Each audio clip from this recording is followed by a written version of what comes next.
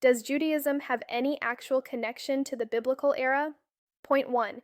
There is no rabbinic authority in the Hebrew Bible, no rabbis, no oral Torah, and no mandate granting later interpreters binding authority, yet rabbinic authority is the cornerstone of Judaism as it has been practiced since late antiquity.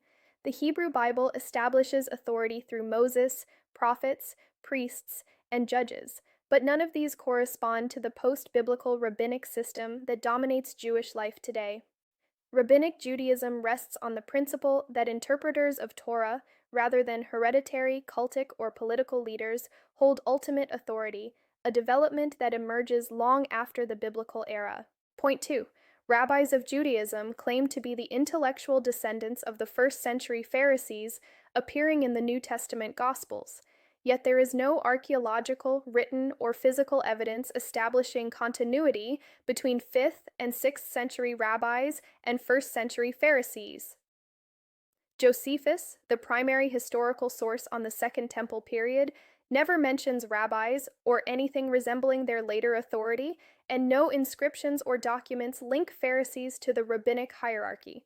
This claimed lineage rests entirely on rabbinic self-assertion and is therefore a baseless ideological claim, not a demonstrated historical fact. Point 3. Being an Israelite in the Hebrew Bible was not a genetic or biological status, but a cultural, tribal, and religious identity based on membership in the covenant community and adherence to Yahweh.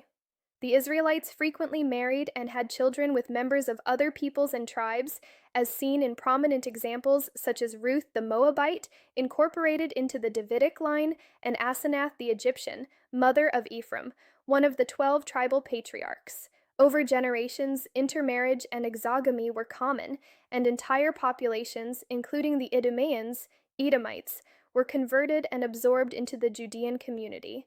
By the 1st century CE, any notion of purely genetic Israelite identity would have been historically untenable.